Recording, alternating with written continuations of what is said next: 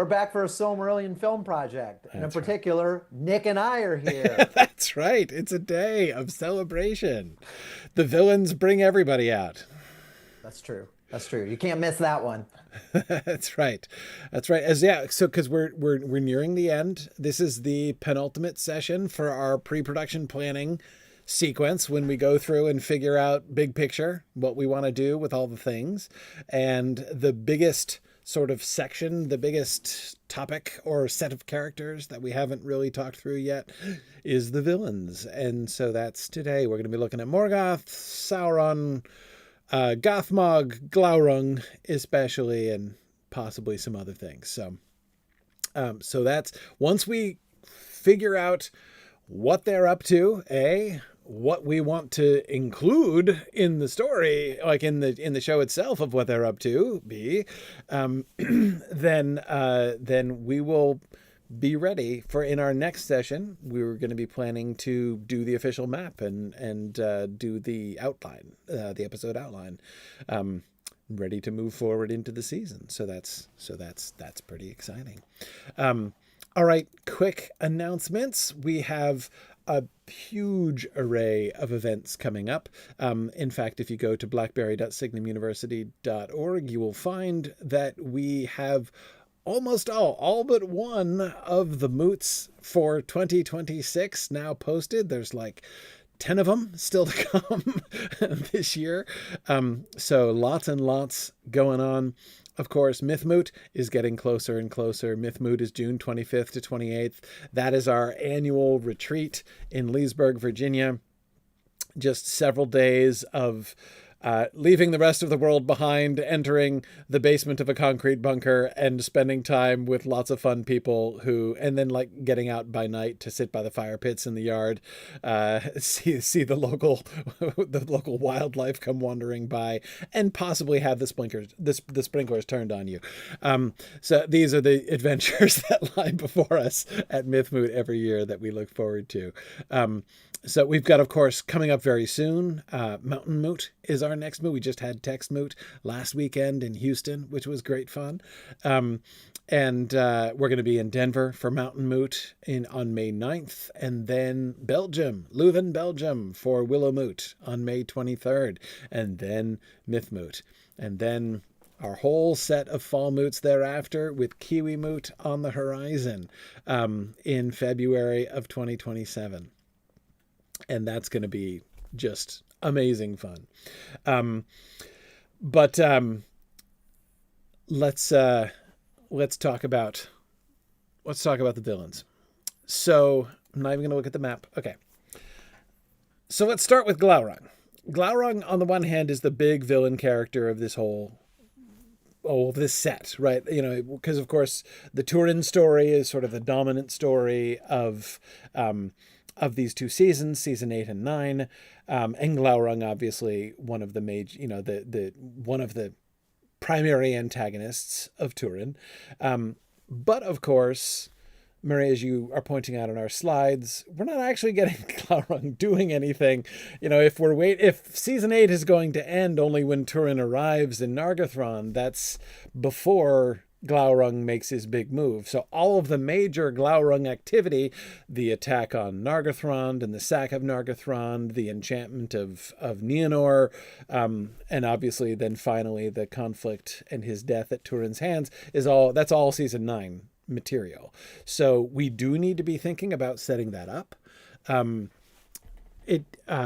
But there is still an open question of what do we show him doing? It seems to me that we kind of, since Turin and Glaurung are going to be, since they basically died together, right? Their stories are going to be not going in parallel, but they're going to be intimately connected, and then they're going to culminate together. It seems appropriate in some way to do some buildup of Glaurung towards that, some clear buildup towards that, so that as we're bringing in Turin and we're seeing Turin grow, to sort of give the impression that he and Glaurung are on this like collision course that will make that satisfying when it happens in season 9. I'm not 100% sure how to do that. I don't have any clear idea how to do that, but yeah. I've got a question related, about that I've been pondering, because when we get to the sack of Nargothrond, and there's a reading of the story where Glaurung singles out Turin. I mean, Turin singles out Glaurung, but Glaurung knows who Turin is, and he knows about Morgoth and Hurin, and you get an impression that that's it. It may have even been his primary mission to mess with Hurin's family, and Nargothrond's a side effect of that. I mean, you could play it that way, right? Or Turin is just some dude that Glaurung encounters and thinks I'll mess with him because he's being uppity. I don't know which way we want to go, but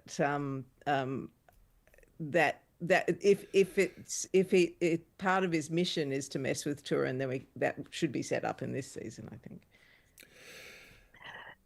Right. The appeal of Nargothrond is that it is full of treasure, and Glaurung is a dragon. Right. So we already know why he would want to sack Nargothrond and sit on a pile of treasure at Nargothrond. He's a dragon, and that's what they do. Right. We don't know why he cares about Morgoth cursing Hurin. Like, what does that have to do with Glaurung? Right. And I don't think it has anything to do with him, honestly, except that if our story with Morgoth this season is how Morgoth really is infiltrating all of Middle Earth at a molecular level, then Glaurung being Morgoth's creation, Glaurung cares about what Morgoth cares about. Right. Like, how autonomous is Glaurung? Is, I guess, the question I'm asking. Autonomous from Morgoth, you mean? Mm-hmm. Right. I guess if we have an autonomy rating, right, and 12 or like a 10 is a complete free agent, right, who doesn't know or care about anything that any command could be given to him, and 1 is like, sock puppet, right? Mm-hmm.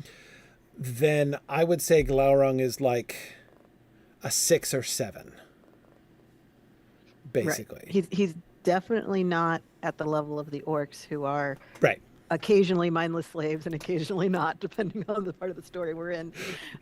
But he's not completely autonomous. When he gets recalled to Angband, he does go. Yes, exactly. So what is his deal? And Morgoth would definitely see him. I mean, as we introduced, basically, when we did his full launch in the Dagor Bragollach, right? He's like the heavy artillery of Morgoth, right? So I mean, so it makes sense to think of him being deployed by Morgoth as, I mean, he is the perfect anti-Nargothrond weapon, right? There's this hidden fortress, which is underground, right? Which makes it easy to defend from a normal army, right? But, you direct your dragon at it, maybe the dragon can get in. Being able to defend a choke point is really good when the enemy is like tons and tons of individually not too hard to defeat orcs, right? Which like have to come in just a couple at a time through the choke point. But if your dragon can get in at that choke point, now it's different, right? So again, like from a strategic standpoint, it makes all kinds of sense to send him after Nargothrond. We've already shown Glaurung, with Keep Helleborn. Yes. Being sent there, doing the thing, and then being allowed to sort of sit on his pile of treasure. So that's a pattern with more, this is Morgoth's deployment of Glaurung, and then Glaurung able to, do dragon things with the treasure afterwards, and Morgoth doesn't care at that point. Right. So we've got we've got a precedent for that. Exactly. And I think that I don't think that Morgoth's a big micromanager when it comes to caring for what his captains do, right? So he's got his, I mean, he doesn't care that Sauron sets up his own thing on Tol Sirion, right? Like, this isn't, I don't think this bothers Morgoth, right? He does have larger goals that he wants to achieve. Like, he wants to get at the Noldor where they are, right? He wants to destroy the last strongholds of the Eldar. So he's going to have this like punch list of things that he wants to do. And his punch list is going to be like Nargothrond, Gondolin, Doriath, right?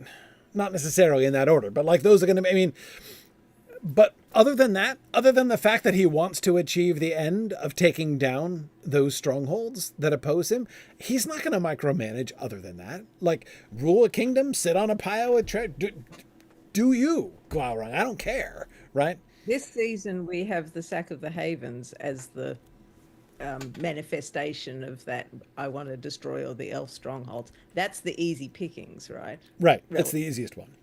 Yeah. Yeah. So at this point now, after the Near Knife, the siege is totally broken, right? There's no question of like a frontier of war. Now we control Beleriand, and y'all can wreck it. I don't care, right? Y'all can do what you want. Orcs can roam around and kill stuff, and his captains can set up little kingdoms of the whatever. Like, he doesn't care. But what he does care about is he's got his list, right? So that's why I would put Glaurung at about like an autonomy 6 or 7. He's given autonomy. He can do what he wants, but he is going to be asked, and he may even potentially be sent specifically for Nargothrond based on the information that Morgoth has received about Nargothrond.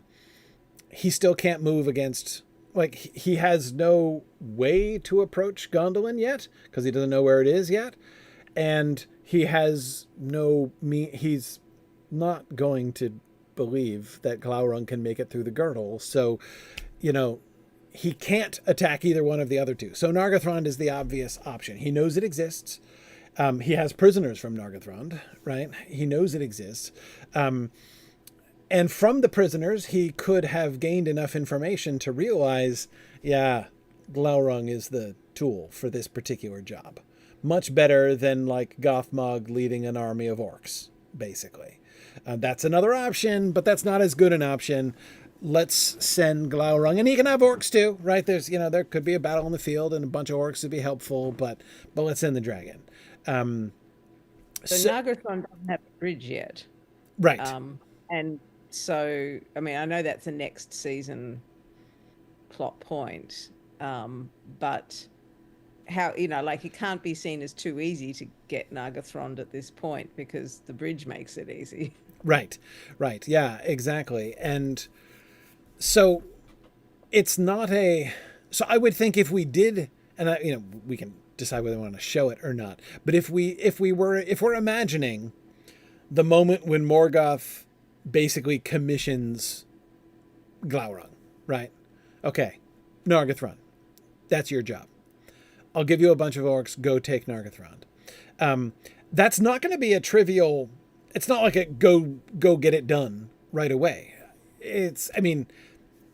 I would think Glaurung's response to that would be tricky. I'll work on it, because he can't just run and do it because it's not accessible even to him in a really easy way. I don't think that the bridge makes it possible where otherwise it would be impossible to assail. The bridge just makes it easier to assail. It makes it easy. Let me put it that way. It makes it easy to assail, especially for Glaurung. Yeah. We know Glaurung can cross the ravines at Teglin, so it's not going to be impossible for him to get across the River Narog. I don't know how comparable that is, right? But like, it probably could be done without the bridge. Yeah, I think it, and but there would be like, there's a river, there would be climbing, and if it's defended, it could be genuinely awkward, right? I guess the bridge makes it, like, the orcs can stream over the bridge. I mean, Glaurung might be able to get into Nargothrond, but the orcs couldn't. But what he couldn't do without the bridge is get to the gate with speed, right? The bridge enables him to just plow straight to the bridge, right? And possibly blast through it in ways that there's no way that he could have done had there not been the bridge. Again, he could have gotten there. Could he have gotten there? Maybe. But again, I agree, Ilana, that we want to create the situation where he has the objective, but he's like, okay, this is going to take some thought and planning. Like, I can't just run off and do this. So what if, because one of the things that I was concerned about was the shift in antagonist. Mm-hmm. That was what marked the fall of Nargothrond as a natural ending point for the season. However, you mean but the establishment of Glaurung as antagonist? Right. At that point, right. Yes. Yeah. As a personal antagonist of Turin. For Turin, yeah. Right. But if we spent this season kind of telling a Glaurung story, well, as Turin is coming up, right, it definitely sets him up more naturally as a direct antagonist. And what we can do is kind of, because we had all those discussions about like how are we going to show the kind of like development of Glaurung, as it were, right. And then we eventually put that aside because it made him less threatening. Right. To not have him come suddenly out of Angband, which is what happens in the book. Right. If we kind of intercut his current journey with what he was raised for, like his purpose, I think that might help handle that establishment, the establishment of him as a personal antagonist of Turin, while giving him something to do. So like intercutting his current endeavors, which can't be wholly unsuccessful, right? They can't be completely stalled, with something that speaks to why he is, because we're going to kill him next season, right? So giving the audience an opportunity to kind of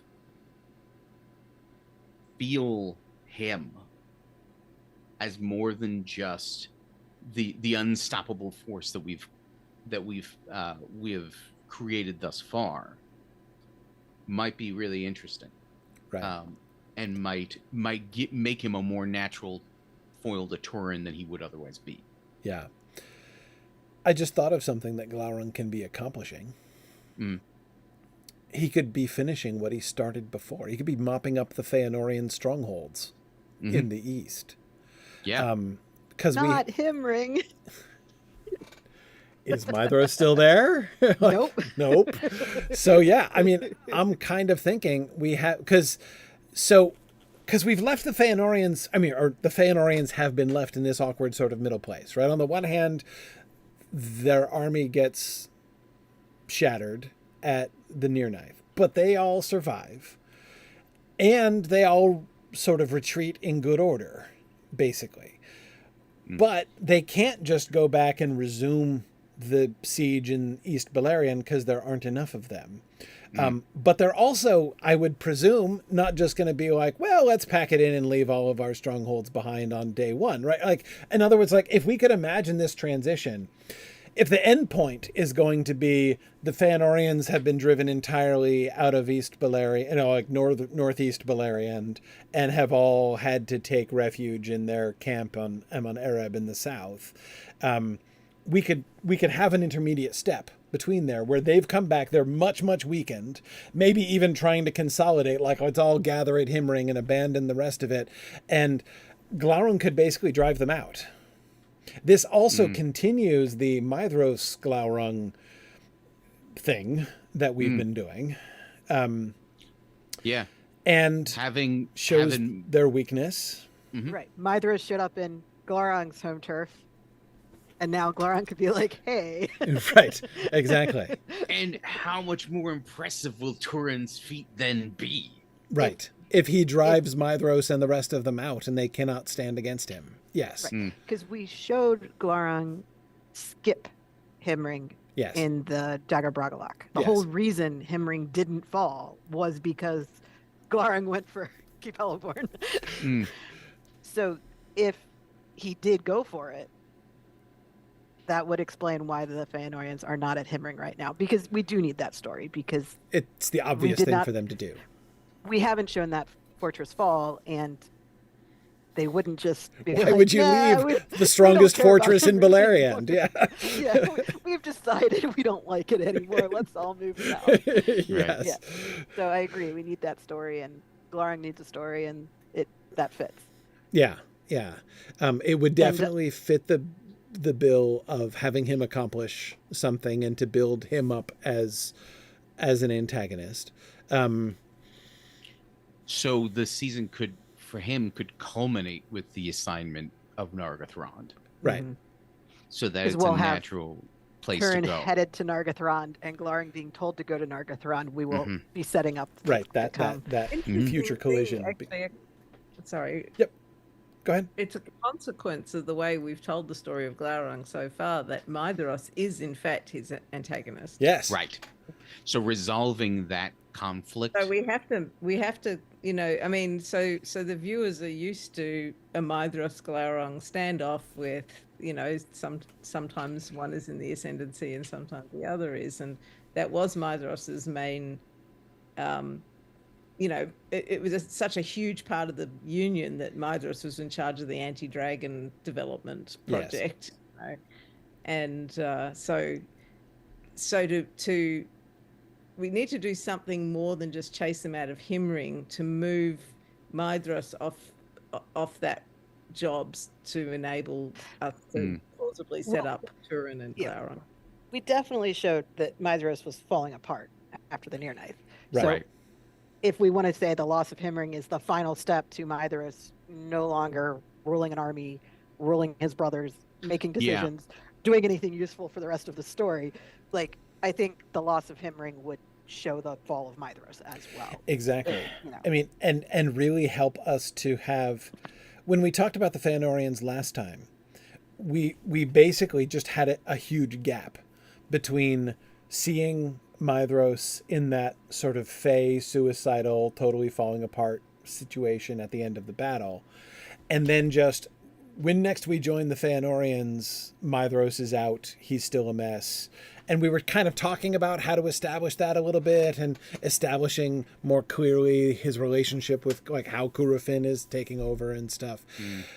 But this provides us a really dramatic moment to show that. Himring is Maedhros' fortress.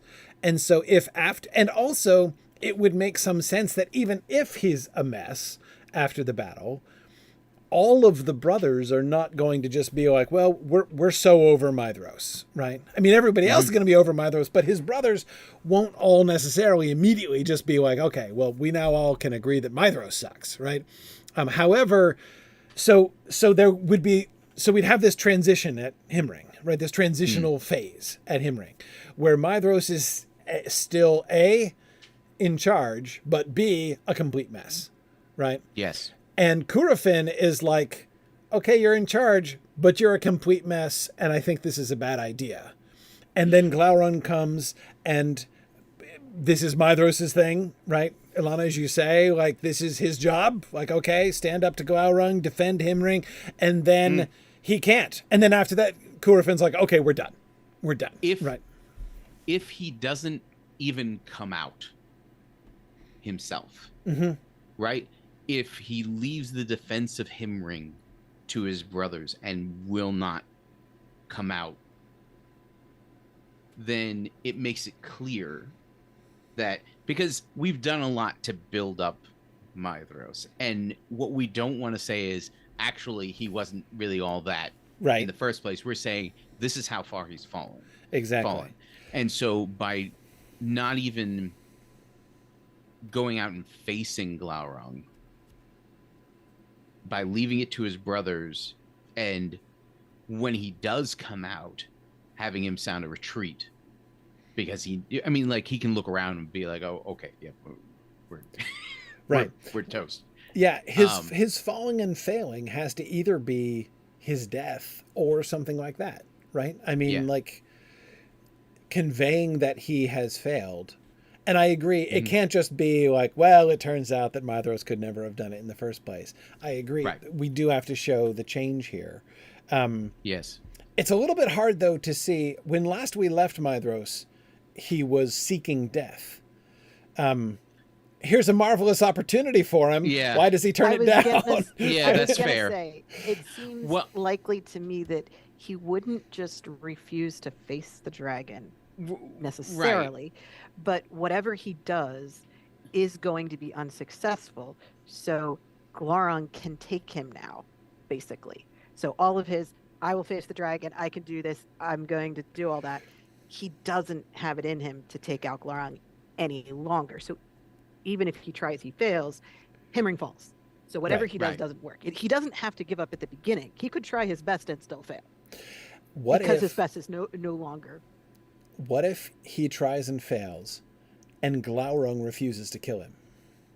Glaurung could have one of his I'm torturing my victims moments, right? That's what I was thinking, because and also we can set it up so that Glaurung recognizes that Maedhros is no longer the antagonist. Yeah. Oh yeah, for him to say you are worthless to me is a challenge. Yes. Yeah. Like it's not even worth killing you right now. Right. Yeah. Yeah. And of course, at the same time, he's seeing this guy could do way more harm than if I left him alive.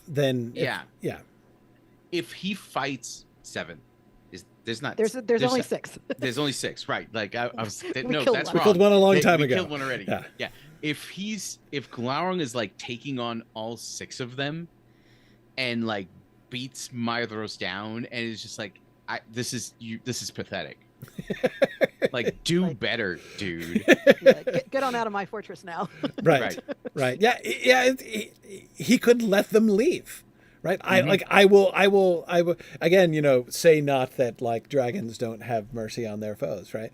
Well, there's also the torture he can, like Morgoth's still got 2 Silmarils. So like he can be like, right. using that as a, like, it's actually better to keep you alive, because what is more torture than you guys knowing you can't get the Silmarils? Yeah. And he can taunt them about that, about how they can't get even one Silmaril, right?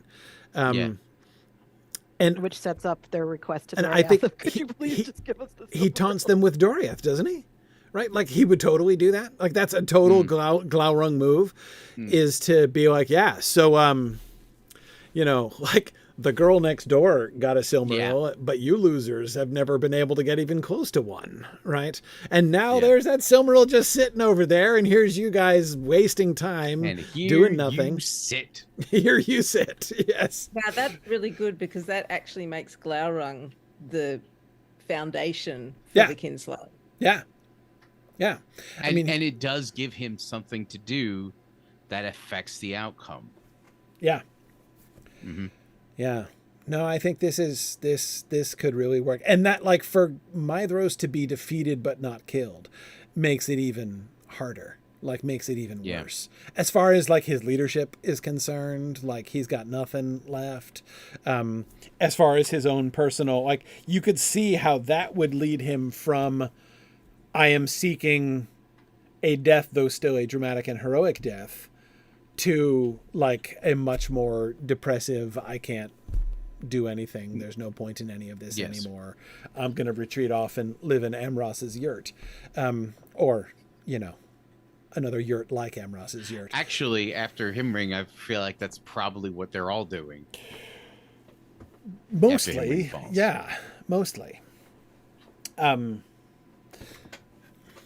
of course, like, so obviously we don't have to say, Ilana, that like it's absolutely Glaurung's fault that the Fëanorians started doing this. Like the extent to which like how much of the plan, and the stuff that happens with Doriath is because of Glaurung's will manipulating them, or how much of it was their own idea. That becomes a really logically and pleasantly open question. Well, it fits with the general open question about like the Turin's curse.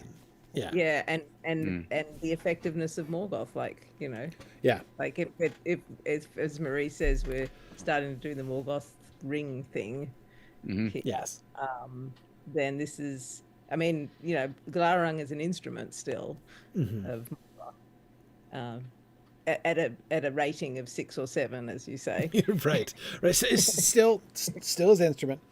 So this gives us a good arc for the season where we start with the whole Himring thing, and then we see what the effect of that was on Fëanorians and see where Turin goes, and then by the end, Glaurung is given his new task to move on. So we can kind of like see the progression of his role.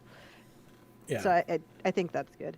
And if we do want to put in the middle some kind of flashback to early Glaurung of how he and Morgoth interacted, that's not a bad idea either. I personally love out of order storytelling, but so I'm all for that. But if that doesn't end up fitting in this season, then our last chance to do it is next season. So this is the time to consider it. Yeah. The question about to what extent Glaurung is familiar with Turin or any of that stuff, I think what I would say about that, I think it can't be that Turin is his primary assignment and Nargothrond is just a bonus. Yeah. No. Yeah. Clearly not. However, I think that Morgoth's curse of Hurin and his family has to be generally known, at least among the chief villains, if not everybody in Angband. So Glaurung has absolutely heard of Turin. So and knows, and this could be a big bonus. Like when he's coming down is right after the bow and helm stuff, right? So he will have heard about this. not only that, the reason Turin ends up in Nargothrond is because he meets Gwindor, Right. who is from Nargothrond, Right. but was most recently in Angband and somehow escaped. Yes. It's up to us how much of this was Gwindor heroically escaping and how much of this was Morgoth's plan allowing him to escape. They're like shades of Gollum here, isn't it? Well, Right. Shades of Gollum, yeah. shades of Hurin. Yeah. I mean, do you ever truly escape Morgoth? But Right. I mean, Right. circling back to the Maedhros situation at the beginning of all this, like it wasn't Morgoth's plan to let him out, but that's still part of everything going on with him. So if Turin only goes to Nargothrond because of Gwindor, and Glaurung only goes to Nargothrond because of Morgoth, which decision came first? Mhm. Like, are they being sent on a collision course, or do they just happily end up in the same place? Okay. So, trying to figure out which of these questions to deal with first. Let's think about Gwindor first. Gwindor's escape. What is our do we have any remaining characters in Angband? We lost Diriel at the escape of Luthien and Baron. Right. Diriel died then, and Gwindor's brother died at the beginning of the Near Night. Right. So anyone else that we had a name for has either escaped or died. Okay. The reality is we just had a giant battle. Gwindor doesn't have to be the only one taken There captive. can be other prisoners for sure. Right. Yeah. Right. I'm just thinking if we, first of all, I wanted to make sure that we weren't leaving loose ends and that there isn't somebody we ought to connect with. But if all of our named characters are gone one way or the other out of Angband, and we don't have any convenient named characters who did not explicitly die, did we? We could probably drum some up. But like, so all of the named characters from Doriath survive. All of the named characters from Gondolin survive. The most obvious Gwindor was the only named character from Nargothrond who was going. We killed Elrond, didn't we? We killed Elrond, yes. So named characters from Hithlum are the only options left, and we killed most of those. We did, because they fell with the Fingon. Or Rogren Who was went with Gwilyn? Who was with Gwilyn when he was captured? There was another character that we had for him to talk to. Diriel, who is no. There was somebody who was with him. Like captured alongside him? Yeah, I don't know if it was a named character, but we certainly had But somebody. Katrin named him. Yeah, you're right. Katrin did give someone a name. So that guy. Okay. Yeah. So we have one guy. Yes. we have one guy whose name escapes us at the moment. Right, whose name escapes us at the moment. But not only is he a guy, he is a guy who was connected with Gwilyn. Yes. Right. So that would be someone whom Gwindor would certainly be connected to. Yes. During his imprisonment. As an interlocutor, yes. Okay. So we do have a potential interlocutor, though not really a major figure. Right. Not somebody we're attached to. Not someone we're attached to, but someone who can conveniently be something like a surrogate for Gwilyn, whom he failed to rescue. Yes. Okay.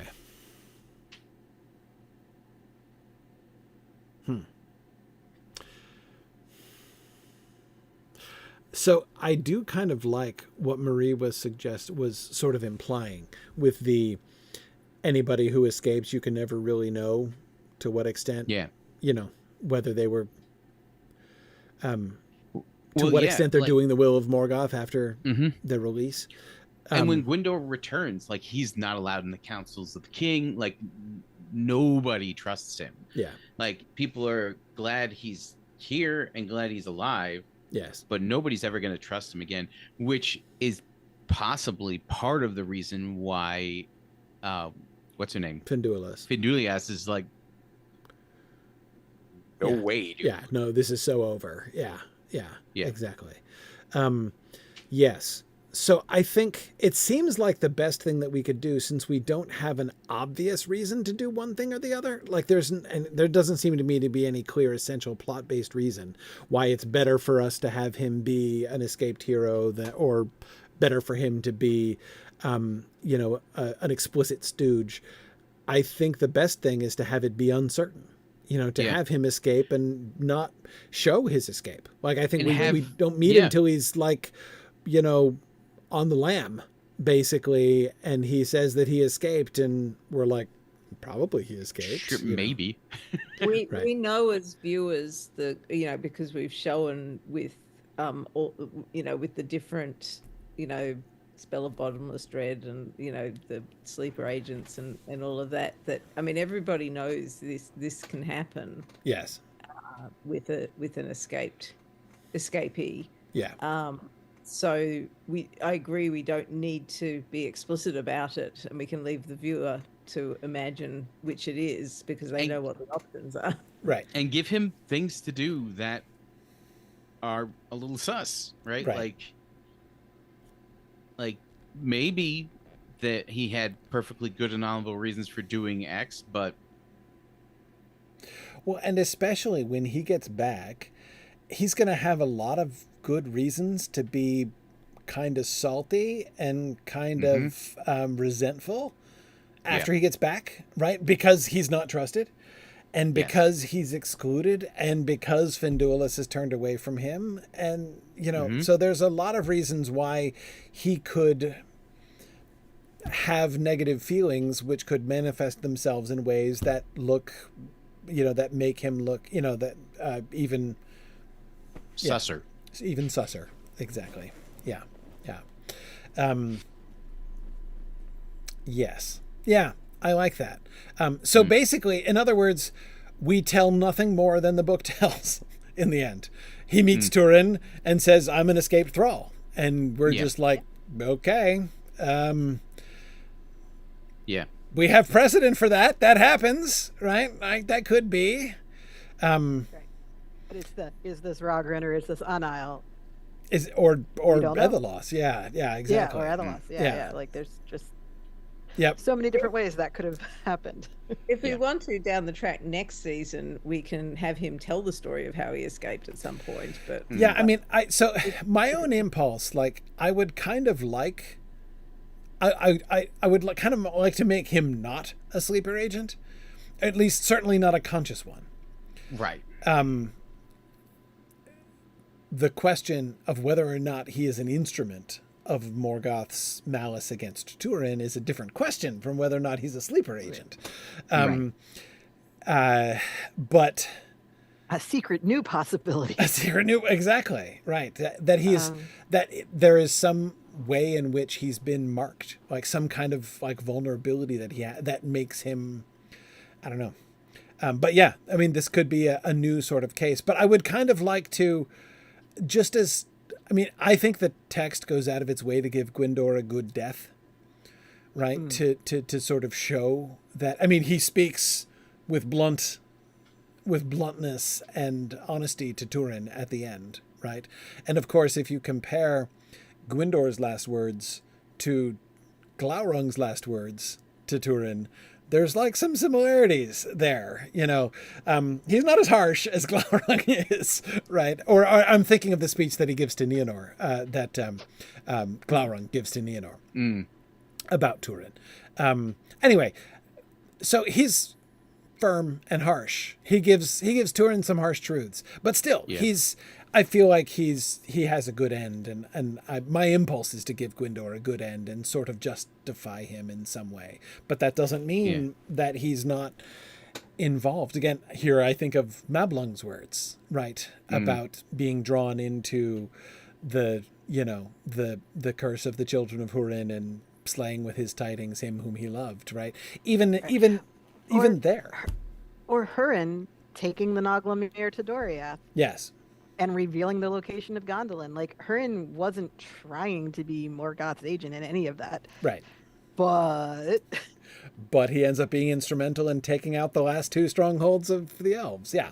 Right. Yeah. And so if Gwindor is like Hurin in that way, I think I'm okay with that level of, is this guy working for Morgoth unintentionally? Unintentionally. Yeah. That could be an open question. And if his escape happens outside of Angband, because the thralls aren't necessarily all in Angband anymore. They can be set to work out. Angband's power has expanded significantly and geographically, so he could escape from some location that's easier to escape from. Right. They could have actual farms. Right. Wow, like Angband now finally has food production facilities. Right. Wow. It is a new world. They've been eating nothing but foul air and poison for 400 years. But anyway. I'm not sure how farmable Anfalglith is at this point. Right. No, not quite yet. Although, Better than the interior of Angband, I imagine. Fair. But I mean, it's been some years. How long does it take a volcanic landscape to turn into nice, fertile farmland? Yeah, I mean, not that long. Not that long. Volcanic soil is good. Yeah. If it's still under the shadow, that's still a problem. Yeah. And it hasn't been very long. Yeah. Like, we're still like 20 years later. Right. It's not. Right. But yeah, I mean, Dorthonion is available. Yes, that's a much more likely location for Angband expansion at this point. Right. Yeah, Dorthonion is very emphatically. I mean, so is Hithlum. So is East Beleriand now. So there's lots of opportunities there. But in fact, actually, there you go. The land that the Easterlings thought they were going to get in East Beleriand, Morgoth keeps for himself to farm. Okay. Potentially. Yeah. Well, I mean, keep in mind, he's got to feed hordes of people who are not orcs at this point. Right. You know, like there are more things in his service. Right. Though the Easterlings are meant to feed themselves over in Yes. Hislam, but Yes. but yeah. But when they're on the march, Yeah. I imagine that's mitigated somewhat. And there are still a lot of them, Yes. the Yes. Easterlings. Yeah. And they're not farmers. And they're either. not farmers. Yeah. Like all of these guys are professional soldiers. They're not going out there with a plow. Right. Like they want to make the people of Dorloman do that, and there's not a whole heck of a lot of them left, and they're not particularly motivated to be of use. Yeah. Yep. Yeah. Okay. So do we could do a really close, well, a close-ish Hurin parallel and have Gwindor being followed, being spied upon, so that we could end, right, in episode 13. We could have the spies of Morgoth watching Gwindor leading Turin into Nargothrond, like to Nargothrond, basically, and then reporting back. And it can be unclear. Like, is Gwindor working with them? Is Gwindor not working with them? Like, we do not have to make that explicit. We can leave that open to suspicion. But if Gwindor, even like when he meets Turin, is being tracked, not by somebody who's trying to recapture him, but by somebody whose job is, like Hurin, to watch what he does, watch where he goes and what he does. It's possible, right? That no, it's certain, isn't it? That Morgoth doesn't know how to get into Nargothrond. He knows it exists. He knows what part of Beleriand it's in, but he doesn't know where the door is. Right. And so that might be a good reason for him to say, yeah, let Gwindor escape and follow him. Right. Because he'll probably go back to Nargothrond. Right. And then What we can else find would he out where do? the door is. It's not like anybody else is going to be in a hurry to accept an escapee from Right. Angband. Right. And regardless there's of almost who. nobody to do it except the people of Brethel, at least in that area. And he could be coming back through that way if he escaped from Dorthonion and came down through the southern pass that Emeldir and the people escaped from. That would bring him back. That would bring him down into the area where Turin kills Beleg, right? So that geographically makes a certain amount of sense. Yeah, yeah. Okay, so he escapes from Dorthonion, but he's being tracked. Who's tracking him? What's tracking him? I mean, Thurin Gwethel was not one of a kind, Yeah. so she's gone. But there's other vampire Yeah, but we creatures. have kind of Used them as spies a lot. yes, but we've also kind of like dropped them. Essentially, like they've kind of faded out. A little bit, though As- we're sort of in danger, having killed off all of Sauron's lieutenants. We're sort Right. of in danger of, well, kind of like doing what happens in the Lord of the Rings, where you have like all of these really cool and interesting monsters in the Fellowship of the Ring, and then it's Yeah. like nothing but orcs from then on. I Right? remember feeling a little disappointed by that, actually. Now that I think of it, like as a kid, I remember being like there's no giants, there's no Right, you got Balrogs and Watchers in the Water and scary Right. mountains who may or may and not now be this giants. is all there is. Yeah, yeah. And the Ents are cool, but yeah, as far as like monsters and villains go. Anyway, so like if we I mean, there's Shelob. there's Shelob, yeah, it's true. Sure. There's Shelob. Shelob is cool. And there's an Oliphant. But anyway, it's fine. The point is, this is not a critique of the Lord of the Rings. The point is we had in the early days of the wars here in Beleriand, we were freely deploying lots of things, primarily under Sauron, right? We had Gothmog and he had Balrogs and he had orcs. And then Glaurung came along, but Sauron was the one with the diversified portfolio, right? He had werewolves, he had vampires, he had even Shelob, right? He had a sort of a contractor relationship with Shelob. With the spiders, yeah. Yeah, And Sauron, the cats. Sauron could reestablish his connection with the spiders. Cadre. Mm. Spiders or cats, or I mean, again, geographically, cats are spiders mostly seem. Dead. Yeah, like I Hallis think that's people correct. killed the cats, and like it was just during Gwethel's There was a people didn't concerted all get killed. campaign. Yeah, Yeah. So between Hallis people and Belek, I don't think there's any cats left. But having Sauron kind of like regather some of the, you know, the forces that have kind of fallen by the wayside because they've been scattered Right. over the years, that makes a lot of sense to me. The I mean, wargs is this- got taken away from him. So if Morgoth's goal now is to knock out the remaining strongholds of the elves, and 2 of those strongholds are in secret places, Mm-hmm. he's going to need a spy network to do that.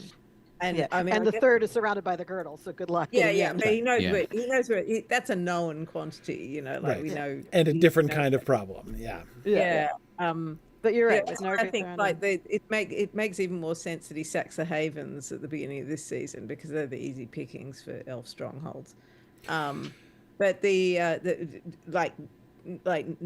no navy notwithstanding. But what I was thinking is Sauron, like, does he commission Sauron to get his spy network back going or something? Like, is this something for Sauron to do, or do we want to leave Sauron out of it altogether? It's what I'm wondering. The spying thing obviously feels more like Sauron than anyone else that we have, unless we want to raise up a new Morgoth's new spy master. But we've got, you know, it's definitely not going to be Gothmog. No, So, no, it can't be Gothmog. Gothmog is still the blunt force weapon. I'm not suggesting it's Sauron who necessarily trails Right. Gwindor. No, If exactly. I Sauron's mean, in but charge of getting I- his- Think of alternatives. I think we do want a new character to be the spy master, Mm. and I think this person should report to Sauron. Mm. So it's not going to be Thurin-Gwethel, but Sauron is going to replace Thurin-Gwethel with someone who can fill that kind of role. Mm-hmm. If he's given a task like this, he would need underlings. Yeah. So I do think we want to introduce a character. I don't think we just want it to be a spy network and Sauron. I think we want Right. it to be a head spy and Sauron, and then the spy network doing its thing. And there's no reason, like we no longer, so just as we don't have any textual basis for another lieutenant, that also means we don't have any reason to get rid of them. Right. So a new lieutenant of Sauron could stay his lieutenant through the Second Age if we wanted that. Yeah, like So we would know that have guy- to kill them off. you know the guy who's leading the army at Minas Tirith in Lord of the Rings. That guy, Oh, Gothmog. yeah. Yeah. that one. Yeah. Yeah, Could yeah, be. yeah. I mean, that then we'd have to answer the question of whether or not orcs are like elf-like Oh. in their longevity. Well, but this spy master can be the one who trails Hurin as well. So you Yeah, know, yeah. like yeah, think and other it's, than- I don't know that it has to be an orc. I mean, it could be a werewolf. It could be a Or a vampire. dark elf, which Okay. we Yeah, we- haven't touched them. What did Since we season do 2. with Sauron's original orc experiments? Nothing. Nothing? Well, I mean, some of them became Morgoth orcs, but Did came Morgoth in and take 'em? made Bulldog. Yes, Morgoth Yeah. made Bulldog and took whatever was left of it to start Orc Project right. Part 2. But we But- know that Ada survived, so you know. Yeah, exactly. Right. Well, the point is that we do have Turnabout's fair play. I'm just saying. the opportunity to have Sauron pull somebody out of storage and be like, Yeah. hey. Yeah. Yes. Yeah, what if... Well, so that is a possibility.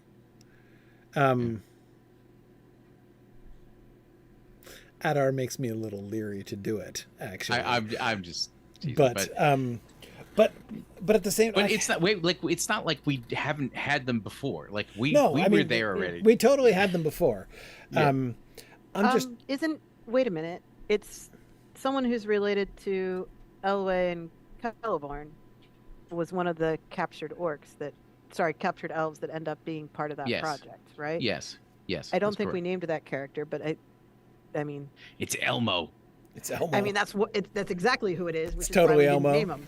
Which is why we didn't name him. We're like, and we need to get this guy captured immediately, and we're stuck in Angband and never speak of him again. But yeah, I mean, like, so if we need to resurrect one of those characters, we could. But I do think Sauron would be feeling his lack of Yeah. lieutenants.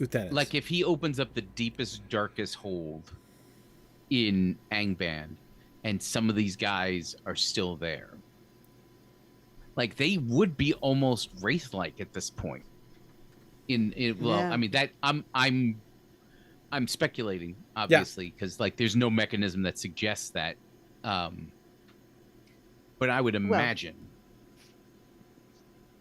Well, the only other time that anything like that has been suggested, to my knowledge, is the depiction of Celebrimbor in the Assassin's Creed in Middle Earth game. Shadows of Mordor. Yeah, that or one. whatever. Which feels like a reason not to do it, but still. It does. Well, no, I mean the precedents for wraith-like creatures in Middle Earth are Sure. the Nazgul, Elves are a little trickier, though. and the Barrow-wights. Yeah. And we don't know what a Barrow-wight is or what a Barrow-wight started as. But we do know that Sauron is connected to both those creatures, at least in our version of the story. Sauron is spending time at the Barrow Downs being a necromancer. Right, he's doing some preliminary Barrow-wight research. So there's something so we've connected Sauron to the Barrow-wights. That's true. So if we need... Yeah. Like having him So if he develop needs a weird undead army of like army is a strong word, but force of dark elves and like surviving vampires and whites. So I like me some of that. this fits what Sauron did to get his posse in the first place. Yes. Necromancer. And he's been doing the necromancy thing. So if he's going to have a new lieutenant, he probably needs to more or less make them. So whatever starting material you use, he's going to make something new. Yeah. Well, I do like the idea of having like his main lieutenant be somebody that's been around. You know, like resurrect. I do like the idea of resurrecting the Dark Elves for that, because like you can trust those guys a bit more in a weird way. Like they're less, except for the vampires, of course. So, I mean, I can see directly how he can apply his necromantic research into making himself a lieutenant out of a dark elf who might be too physically weak to do much because they've been incarcerated for centuries at this point in torment. But what I'm getting from it is something like undead wraith creature, which doesn't necessarily say spy master to me. So I'm not sure about filling the role of spy master, but a culmination, like a stage of his necromantic research, he could go to the dark elves and be like, you know, would you still serve me? And, you know, like, would you serve me? And it's like, yeah, I would, but like, I can't do anything because I'm like so weak. And Sauron's like, oh, I have a solution to that problem.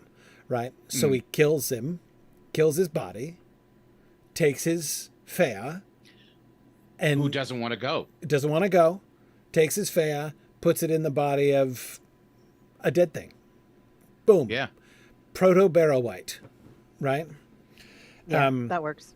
And Proto Barrow-wight can be one of his captains. But again, like, undead reanimated corpse doesn't say spy master to me. Yes. So that's I don't see it filling that. Doesn't solve that role problem. But right. Yeah, it's the problem of sending the Nazgul to the Shire to find what you're looking for. Like, everyone recognizes that something's pretty weird about these guys, and they're terrifying. Yeah. So they're not great at spying. Well, one of the main values of Thorngwethel was the skin changer element. Of course. Yeah. Yeah. Yes. And even something like Tevildo, like something with animal form, right? That can, I mean, something that can have a beast form with which they can proceed plausibly not be a monster. Or yet, like, Well, wait. detected. Well, then this is Gloomin all over again. Take the elf Fea and stuff it into a ward. An animal. Yeah, but because we've done that before, that just I mean, it's not wrong, right? Yeah, Like, no, I mean, I was thinking that too. Why is he not going to the local chief of the vampires and recruiting from a vampire? Because that was Thruin Grethel was, for sure. She worked out real well for a long time. Yeah, my resistance to that centers around the sensation that we've just made Thorngwethel 2.0. Yeah. Like, I'm fine with there being vampires involved, but I feel like we'd be saying, "Oh, this is just Thorngwethel, but less." We're killing our vampire and having it too. Right. Yes. Right. Because she was such an individual character. Yeah. Depends what we need the character for. If this character is going to end up being the lieutenant through multiple seasons, I completely agree with you. If we just need a spy master for a couple of jobs, then how much of a character are we making? Then we don't need them to be named. Like, he can just send vampires off to do things. Right. But I do like I kind of like the idea of giving Sauron lieutenants. Sauron always has lieutenants. Like, yes, in our story and in the Lord of the Rings, Sauron's got lieutenants, right? So this is the thing he does. And he's in need of some, and he can keep them through the Second Age. Like, it's fine, right? We could even do a long introduction of a Lord of the Rings character here, as we were suggesting. Like, there's room for that here, potentially. Not the Mouth of Sauron, because we've already made plans there, but and probably not the Witch King either. Right. Obviously, the 9 haven't been made, too early. but Feels still too early for that. Yeah, it's too early, but it's not. What I wonder is if we could do something with the Witch King, like have the Witch King be someone with power who will eventually also be given a ring, and so he could already have been a long stage lieutenant prior to that point. Yeah, but also that could still be that could still be a Second Age character. Yeah. Yeah. But I don't want to introduce a mortal at this point that needs to survive to the Second Age. True. That and just the Witch feels... King could. If this lieutenant is killed, maybe when the Númenóreans attack or something like that, then there's impetus to create. Like, I don't know at what point the Nazgul get made, but one of the reasons for having them might be because he needs new lieutenants. He needs new lieutenants. What if instead of stuffing the shade of a dark elf into a dead body, what if the shade just becomes this spy master lieutenant as a shade, like, better. Being invisible is great for spying. Right. That's it's a pretty good qualification. Immaterial, able to pass through solid object. I mean, like, if you had access to a shade and you wanted a spy master, why would you ever embody them? Why embody them at all? Well, so okay. The what you lose is the ability to, like, pump people for information in the way that Thorngwethel would I was going to say, like, in the way in which the Nazgul do, for instance, in Bagshot Row.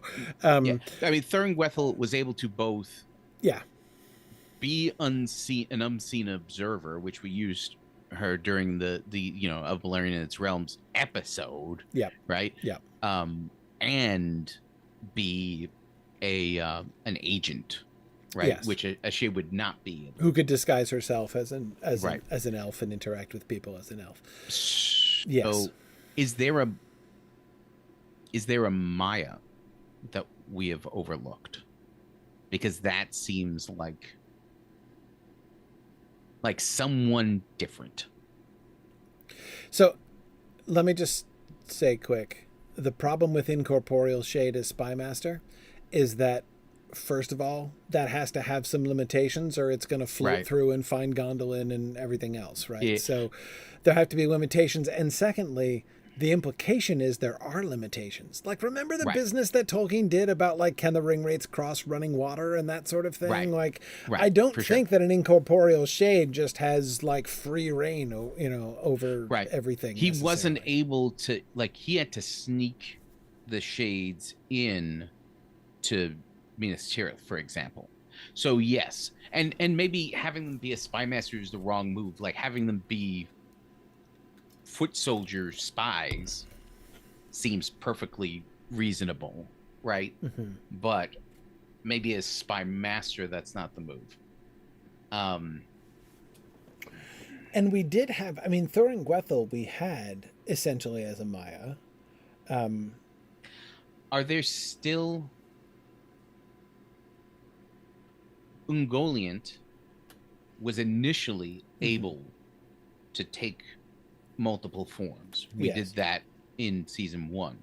We did, yes. Could, and this is a stretch, but could there still be a descendant who could still do that?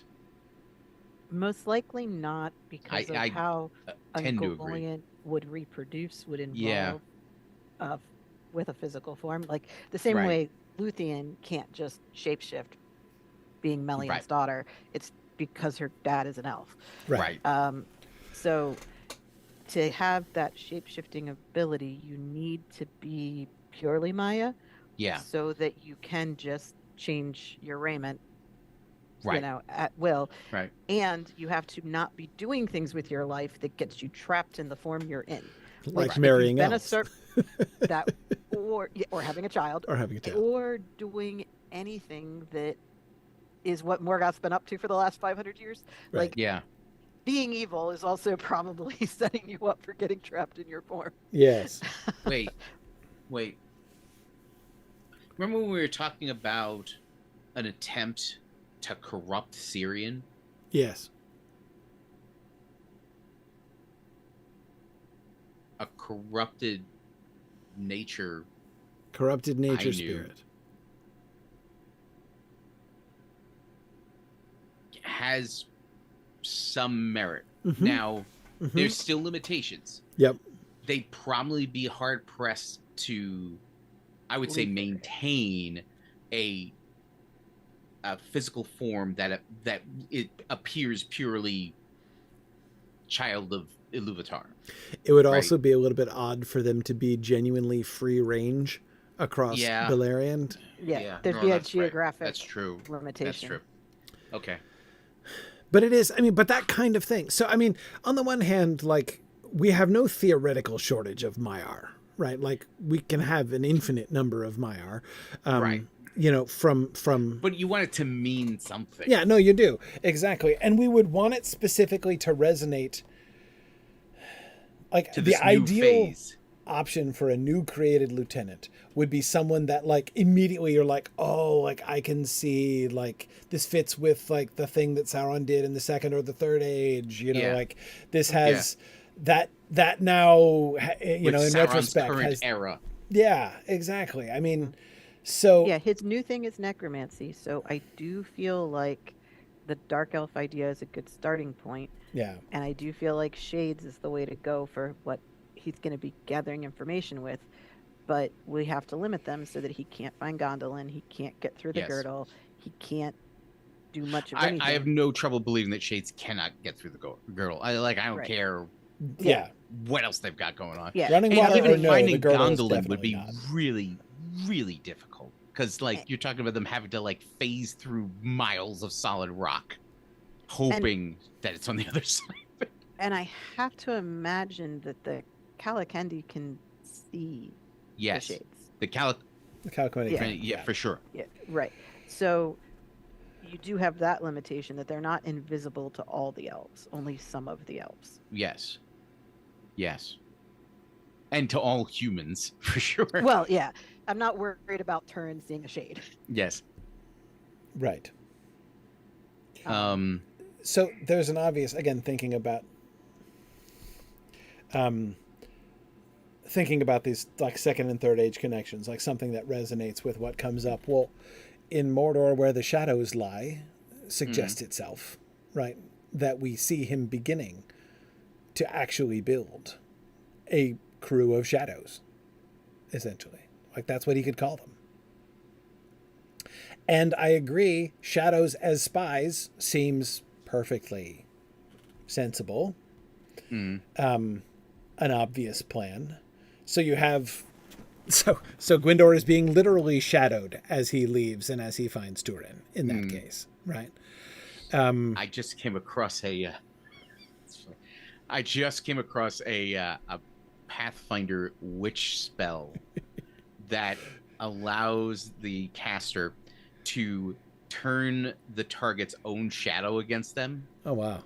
Like that's fun. It sounds amazing. Like you turn their shadow into like a stabbing blade or like grasping hands, and it just does damage to them. That sounds incredible.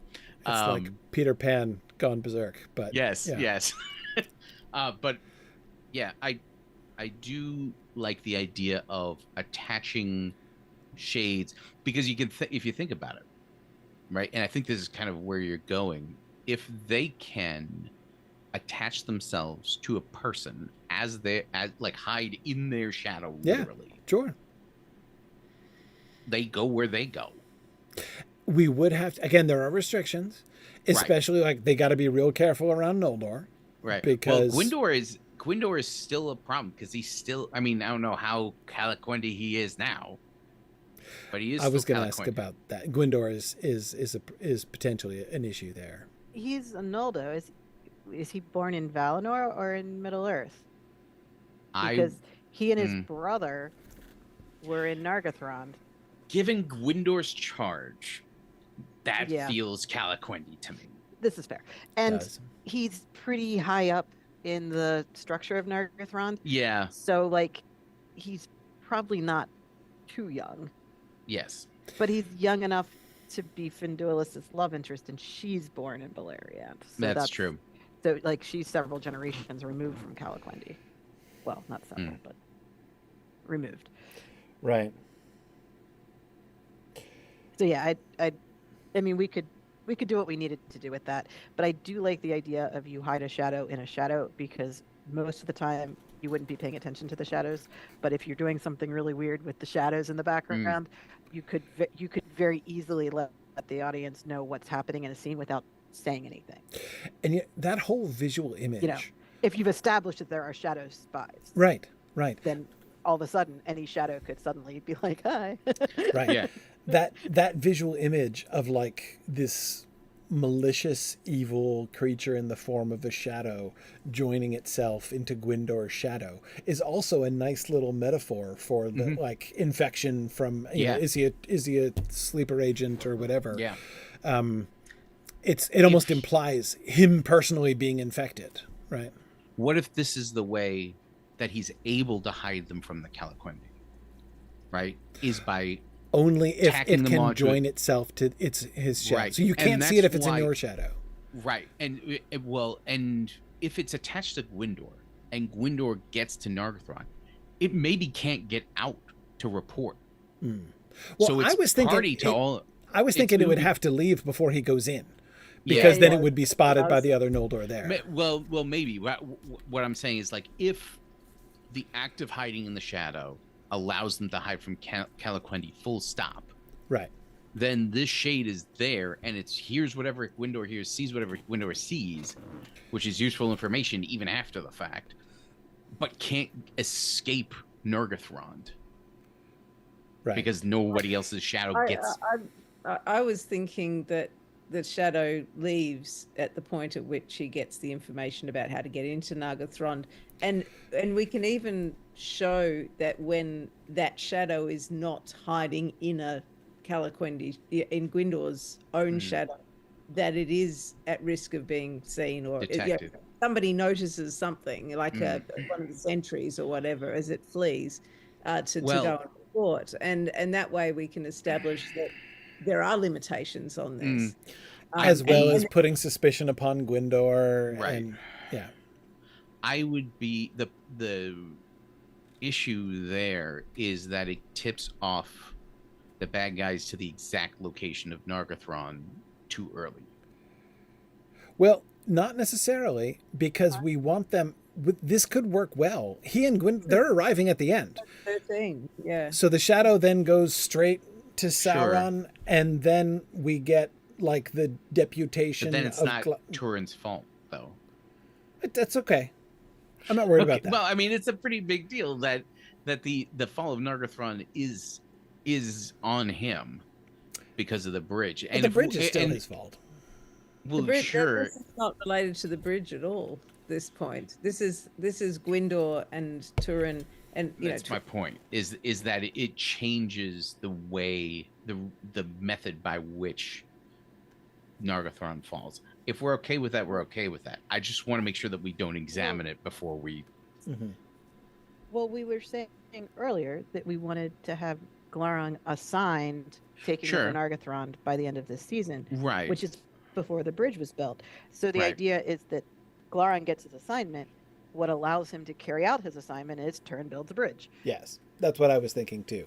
So that Glaurung gets the assignment, and again, his assignment is not like no problem, I'll take it out in 2 weeks, right? Instead, he's like, tricky, I'll go check it out, right? And then he waits, he gathers his orcs, and he waits, and then eventually they build a bridge, and he's like, all right, let's go, right? All right. Because that enables us. If anything, the delay between Shadow discovers the location of the gate to Dragon comes through the gate of years lets you know how important the bridge was in making this happen. It was obviously Turin's fault. If he could have taken it right away, it would have been taken earlier. Yeah, but it marks it clearly as next on the list, like first to be taken, because Morgoth's people have a better lead on Nargothrond than they do on Gondolin or Doriath, right? As far as how to get to it. So then we can't. So while Orodreth blames Turin for Nargothrond's location being discovered because of his forays out onto the guarded plain, it's not that at all. It's the bridge itself. Yeah, they may think that. They may think that Turin has betrayed the location. The writer of the Silmarillion certainly seems to think so. But if they're wrong, that's fine. Yeah, I like it as a way to build up the collision course of Glaurung and Turin. And I also, the other thing that I like about it is this idea of, again, thinking about some kind of like recovery or recuperation in some sense of Gwindor in Nargothrond, right? And the idea of the shadow leaving him at that point, and he's still suspected, and especially if they see it. I mean, if they see some like shadowy evil that gives them chills, fleeing from Gwindor's shadow, like at the instant the guards challenge him. Yeah, that's a bad look, and that's going to get reported, and there are going to be rumors about that, right? Yeah, and he's like, what are you talking about? Right, and it isn't true. Like, he is in fact clean. Yes, but the idea of, is it Turin's fault that Angband discovers the location of Nargothrond, or is it Gwindor's fault, or did Gwindor play a role in it? Like, we're just introducing more elements to this. We're not necessarily saying it's nothing to do with Turin, because why is Gwindor leading Turin to Nargothrond again? Like this is still Turin's story. Right, and it will be at least unclear whether or not Gwindor is being led to bring him to Nargothrond in order to bring about the fall of Nargothrond through Turin. The extent to which Gwindor is acting totally on his own when he meets with Turin and brings him to Nargothrond is going to be at least unclear. By the way, I still like the Proto-Barrow-Wight idea, first of all, because Proto-Barrow-Wight is a fun thing to introduce. And secondly, I could actually see it as a spy, as the Proto-Barrow-Wight, not incorporated, that would be something different. The corporeal Barrow-Wight, like the corporeal spirit, could still be the spy master, not in the sense he does spying himself, but in the sense that the other spirits like report to him, essentially.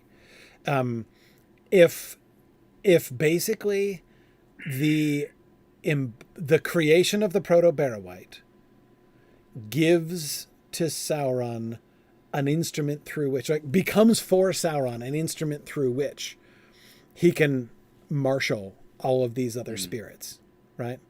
Because shadows aren't very good characters. They don't talk. They don't do anything. They don't have personalities. They're scary and creepy. But yeah, I think a Proto-Barrow-Wight would be a better character. And they become like the extension of the power and influence of the Proto-Barrow-Wight, basically. Yeah. And they report back to him, and he reports to Sauron. And he could have more influence over them and more connection to them. Remember the wonderful, as a result of being one of these fair, one of these on the loose fair, right? Yeah. Remembering that wonderful scene that we did at the beginning of last season, right? With the alternate view of the battlefield with all of the dead spirits, right? Which not everybody can see all the time, right? But now, once he crosses over into that sort of realm, right? The dark elf spirit now sees that, now has that connection. Now he can reach out to them, and through Sauron's power subjugate them. Yeah.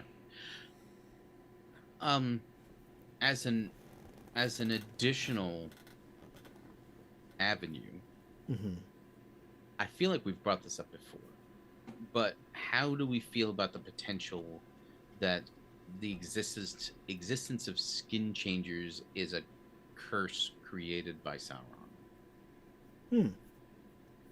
We're thinking about Bjorn's ancestors here, right? Like, I mean, on one hand, that does kind of feel like it might tarnish Beorn, but also might explain why he's so gung-ho irritated, right, with everything having to do with the bad guys, right, while also not being a huge fan of the good guys, right. Well, and if it were a curse that were passed hereditarily, then of course it doesn't necessarily tarnish Bjorn anymore. It just, that's the origin of the curse, but what later generations did in response to the curse or with the curse would be their choice. And I agree, Bjorn is an interesting sort of middle ground character where he's not totally on one side or totally on the other.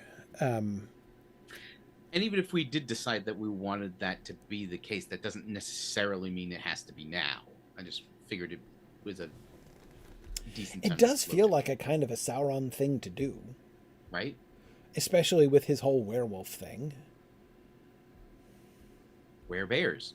You've seen werewolves? Werebears. Werebears are a thing, and they're going to be a thing. The difference here is that he created werewolves were an individual one-off. That is, he had to take Spirit A and Wolf A and combine them into werewolf, right? And this process presumably they were not fertile then, having baby werewolves, right, moving forward. In other words, the old werewolf. I mean, Druck is called the father of werewolves. Yeah, that's true. He kind of does. That does imply. But that doesn't necessarily imply that they're this. Implies something. It implies something. Definitely implies paternity. I grant you that. Yes. if not outright stated. But not. I agree. It doesn't necessarily mean. Well, Actually, no. How do you get turned into a werewolf in all the other werewolf stories? You get bitten by a werewolf. Mhm. You don't get But born to a werewolf. Right. Right. But that doesn't seem to. I mean, So yeah, but it depends there's on no what reason the why wargs biting are somebody and would how do we anything in got this world. there, right? So Yeah. Yeah. My assumption always with Draugluin was that his children, he could procreate with wolves and make other big ferocious wolves, but they wouldn't be, I mean, his children are not going to be beast Maiar splices. Right. No. That's the thing, is the wargs ended up being more beast-like and Right. less. Yeah. But Yeah, Draugluin was unique because he's a Maya spirit. right. Exactly. The same way Thuringwethil is unique, and some of the vampires were just like vampire bat Right. creatures. Right. Exactly. So And then Karkaroth is special because Morgoth did stuff. Morgoth, yeah, intervened. The skin changer thing, if there were a curse, like basically what I'm thinking about is like a like multi-generational curse laid upon somebody is replicable and therefore less labor intensive than the werewolf thing, the Draugluin thing. Right? Because then now you have, if you can do it that way, you can take a mortal and somehow apply this curse to him, make him a skin changer, and his descendants skin changers thereafter. Now you've got a body of people that you can use, and you only had to do it the once. It wasn't, again, it's way more efficient. There's a precedent for this. Baron. He basically just does a more stitched in permanent version of what Luthien does with Baron. Right. Luthien does a skin changing spell. Right? Yeah. This is fair. And if Luthien can do it, presumably Sauron could too. And Sauron basically witnessed this happen practically. Right. If it's gonna be it would need a lot more juice. If it's gonna be like a generational thing. Like a permanent thing. But obviously Luthien wouldn't apply said juice. No, she wouldn't. She wants him to come back as a dude, right? He might have to get some kind of necromancy might be where he gets the juice for this. Right. It would be really kind of fun to have Beorn be a very, very distant descendant of this experiment that we see Sauron doing much earlier on. He sews a guy into the skin of a bear and then kills him. I mean, why not? Some some version of that, right? Yeah. That sounds horrible. And well, yeah, I mean, it's Sauron's experimentation has always been fairly horrible. He doesn't care about what happens to his subjects, and he doesn't care if it fails because he can always try again with another subject. The subjects are very disposable and interchangeable. So yeah, I think you could give it a try, and it could work out to be something very different than what Beorn is. The werebear could have very little control over the transformation. Well, you might, if you're a werebear in Middle-earth, you might have to change every so often. It may, not like when it's not like when the moon. Not a moon thing. It's not a moon thing, right? But you are. It's not that it happens at a particular time outside of your control. It's that you must rest in one form or the other every so often. I love this idea. My impulse is we don't need it right now. Yeah, right. That's what I was saying. This may be a second age thing. right? Yeah. Which would still give us plenty of time to get to Beorn. Let's keep this in mind, because that just as we're finding now that we want Sauron to have a spy master again, there may be a point later on where we want him to have like super infantry again. Yes. Or something where he Muscle, would yeah. deploy this kind of maneuver. Yeah. But I think for now, if we do the proto-Barrow White A lich. Shadow Master, right? Yeah. Who sends out these other Fëar whom he takes, enslaves, deceives, and sends them off as shadows. Mm-hmm. That I think gives us enough, and it will cover Húrin's, as well, so we're able to. If Sauron embodies this first, kills this first dark elf, stuffs his Fëa into a dead body, and then realizes it takes so much juice to do that it's not worth it, but then is like, well, okay, I don't have to do all that, right? I mean, this is good, this is great, I like having this, but I don't have to go that far. I can just send them out naked, essentially, and attach them to shadows. So he could take the remaining dark elves Mm-hmm. and do this procedure to one of them, Yes. and the remainder he just yanks Become out their shadows. spirits and makes Right. them shadows. Yeah, he has them perform some kind of bizarre mass suicide ritual, and That's Bob's your uncle.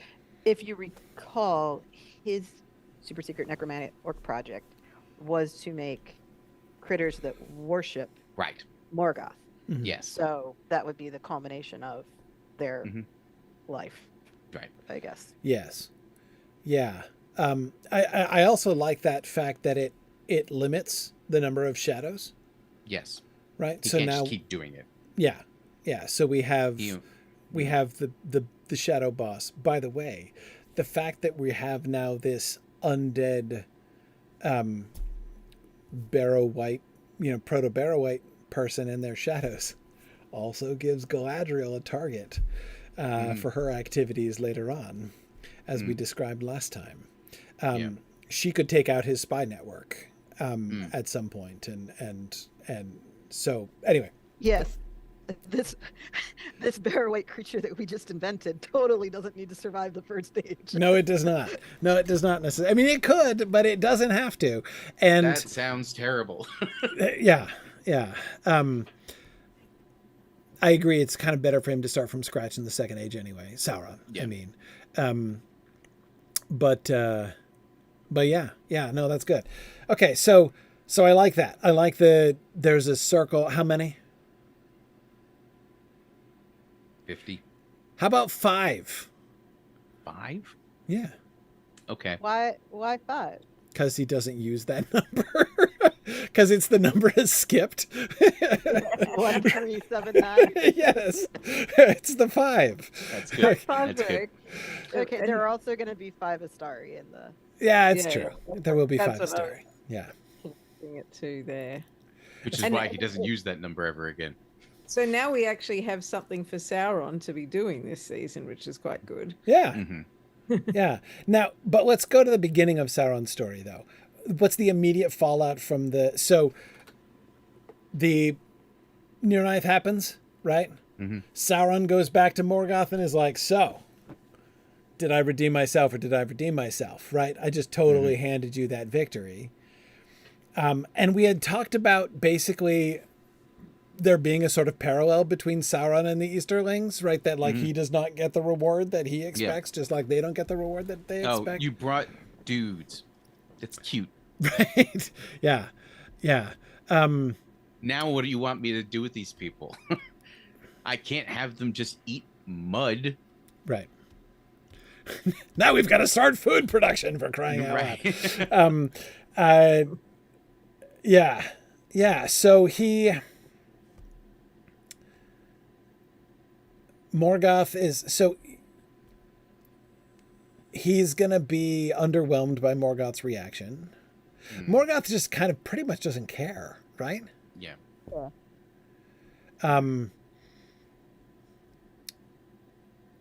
Gothmog. You're all about just bringing hordes of soldiers. Like, oh, that's real original. Right. And Gothmog is going to feel like he won the battle anyway. Yeah. Right. I mean, we've still got it's still not clear that the Easterlings would have made the difference. Right. Like, and Gothmog certainly isn't going to believe that. No. Right? And after all, he did kill the High King. Yeah. I was about to say, Gothmog took out the High King of the Noldor without any help from the Easterlings, and is going to be like, right.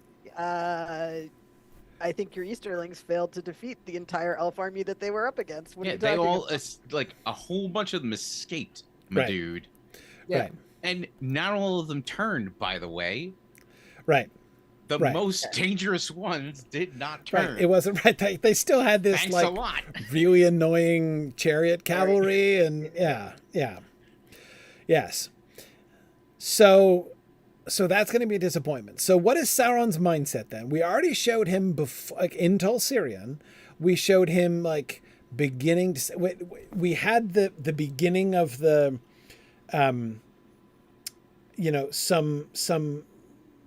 some cleavage between Sauron and Morgoth, right?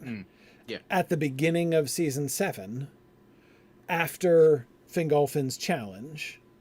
Mm-hmm. So when Sauron goes and sets up on his own in Silmarillion as Dark Lord, this was the first time that he's not just being the captain of Morgoth. He's also kind of setting up on his own. Doing that because he was going to be sending, when he captures Finrod and all of that, the idea is to, this is doing Morgoth's work. Yes. Yeah, but he's kind of doing that to be like, look how good I am at doing this thing. Yes. Aren't I awesome? And the power that he was developing, the necromantic power that he was developing in Silmarillion, in the Cauldron of Evil, was also his attempt to be like, I am building my own power, not just delegated power from outside Morgoth. the chain of command. Exactly. Yeah. And again, Morgoth didn't care. Like, Morgoth wasn't threatened by him. But in his mind, this is the first time that Sauron was like, yeah, I'm doing Morgoth's work, but I'm also feathering my own nest. So then that went south. Then he did the thing, and the thing with the Easterlings. Now he is not, celebrated as the hero of the day, but he's still going to be serving. Like, where is he? Has he been knocked down a peg? Is he not yet ready to Dark Lord it again? Oh, if he is charged with being like Glaurung's assistant in the mop up of East Balerion. Yeah, I'm sending Glaurung, and maybe you can help. Yeah. And then Sauron doesn't go with Glaurung. He goes back to the Barrow Downs and does his thing. So he goes in Angband to the Barrow Downs. Mm-hmm. He does the Proto-Barrowite thing. Then he comes back and he does help, in fact. Like, he does help Glaurung, but he's not just going to be like, yes, I'm Glaurung's junior assistant now, right? He's going to be doing his own. So first he establishes his own thing in the overthrow of Himring. Mm-hmm. But we So don't that- have, Well, we In just his find mind, it where at least, Glaurung couldn't have done it without him. I don't think Glaurung thinks that. if Sauron goes off and does his necromancy stuff and then comes back, we have time for that because we don't need this spy network really working in action until well into the season. Yeah. Right. Yeah. However, the fall of Himring needs to be like episode 2. Sure.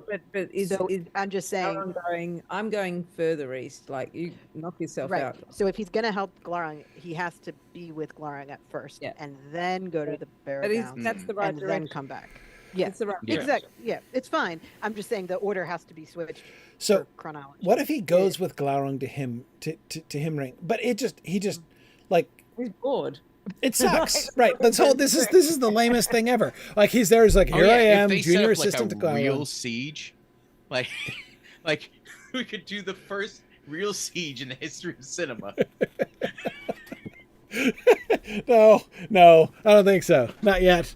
Not yet. When Maybe you someday, have a but no. dragon, do you need Yeah. to do a real siege? Glaurung's not going to besiege it. He's just going to take it. But But once it's taken, it's boring.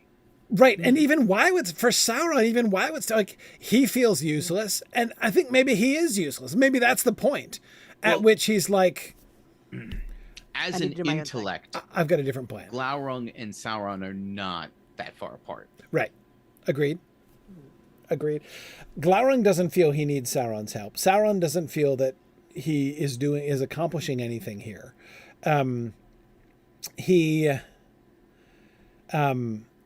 So Glaurung takes Himring. Afterwards, Glaurung, I think, is going to stay at Himring for a while. Yeah. Yes, because he's a dragon. He takes over and sits. He takes over and Right. sits, right?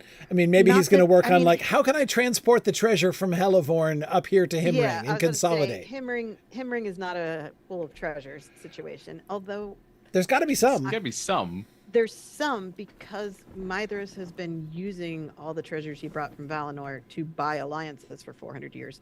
Right. So he does have and to pay dwarves. He's been paying dwarves with He's been something. paying dwarves. Yes. So he has Oh, that's why Treasure. Himring falls. He's broke.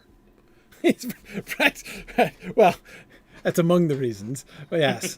What they could bring it up, like maybe we could get the dwarves to help again, and they're like, with what? with what? Yeah. Yeah. Also, I mean, the king is dead. Yeah. There's no That's way to get not the going dwarves to to help. fly. Yeah. Yeah.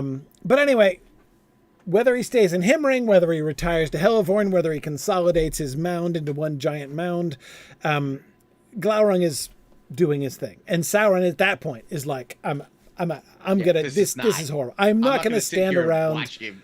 Right, I'm not gonna stand around just like, carrying things for Glaurung. Right, like this is lame. Or watching the slaves farm East Beleriand, Right.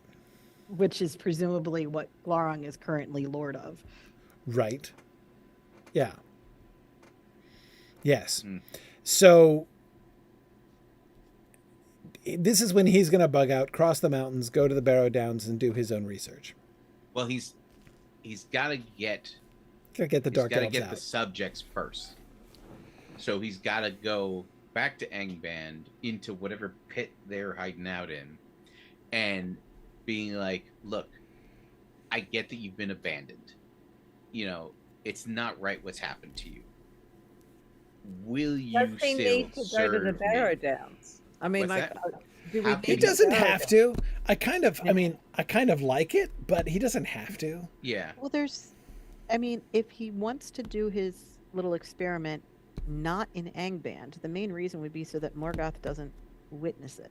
Yes. So Yeah. if he's afraid it's not going to work and he doesn't want other eyes around, that's a reason to gather up the subjects, go to across the mountains to a secret location, and in private do his little ceremony, which may or may not give him Yeah. subjects. He doesn't know how Or it's going might to just- work out. Yeah, they might die. They might be If weird. it does work out, he kind of wants to have that for himself, Right. Like, Is He there an wants it- established prehistory of Angmar? of Not- Angmar? I don't think not- so. No, it's just the Witch King goes there and makes a. With the hill Right. people, Of it. yeah. Right. Yeah. There's Yeah. humans Um, living up there, but Yeah. Mm. Well, because I'm wondering because that's also a good spot for him to set up. As a Well, if it's a proto Barrow White and we're gonna pick a spot other Sure, than yeah, Angband, no, we that's should fair. pick the Barrow down. I'm kind of. I mean, it's just seems establishing like a that long clearly. way to go. Well, yes and no. I mean, We don't need to watch him travel. Sure. Yeah. But also and we had don't him want- there before, so I mean, Right. But that's him. Like that's not. With these guys. Yeah. Yeah. Well, Who presumably have to do a lot of walking. Okay, so he recruits the guys, Mm-hmm. and they're with him on this attack Himring mission. Yeah. They don't do anything. He doesn't do anything much, and it they happens. all agree it's lame. So now, he and his handful of guys are sitting around board, and he's like, "Hey, let's go on a field trip." Mhm. And that's so he Yes. doesn't have to go back to Angband to get them. Like he's already Right. got I like them. that a lot better. But now That- he's come up with an that's- idea of what to do with them. Yes. yes. Yes. Yeah. Although having them do something and then having that having that contribution be overlooked anyway. Like having them like commando a gate open. They Himring commando has a plenty of gate gates. open, and Glaurung doesn't even go through it. Right. Well, because Himring is all gates, right? It's got the Yes. Yeah. Yeah, so there's a lot of gates to get through. Right. Yeah. And we don't have to show very much of that anyway, but Yeah. okay, so that's all fine.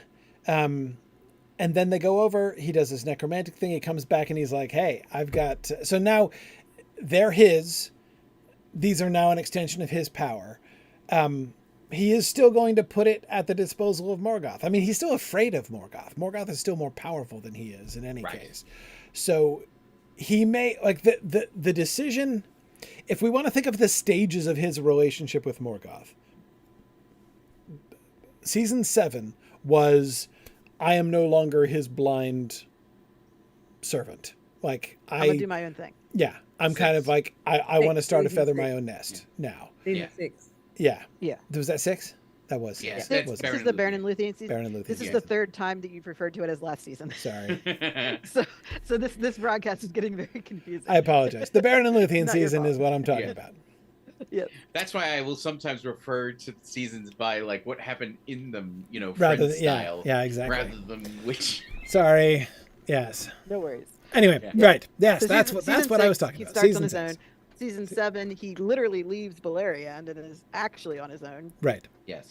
So what So he's that's where we trying are. to do is like go off on his own, set up a thing, and then come back to Morgoth and be like, "Look how cool this thing is." That From I'm a position doing of here." strength. Yeah, exactly. But and he Right. doesn't even necessarily like so he's now like the stage that he is in now when he returns, like after he's got his shadows now. He is he is willing to work with Morgoth. But he's no longer competing to be Morgoth's number one guy. Yeah. He's kind of holding himself aloof somewhat. Yes. I think that would be the effect of the post Near Knife Mhm. problem. Like it used to be the big, him and like he's no longer rivals versus with Gothmog. Gothmog. Yeah, yeah. He's like whatever. Gothmog can be your lapdog. I don't care, right? But I'm I'm not still sure you're gonna be available able to as an pull this independent off anymore in contractor to do anything. work for you. I like aloof. I think's good. Right. Word. More aloof. Yeah. More aloof. Still not, again, if Morgoth asks for something, he'll give it. And so since Morgoth has told him to help Glaurung, when Glaurung gets the job to head out to, But this also sets us up nicely for a potential role for Sauron in the Fall of Gondolin. That'll make sense. the Shadowmaster thing. Yeah. Yes. Yes. He can that would help make it easy for him to be the one who captures Maedhros. Yeah. Right. For sure.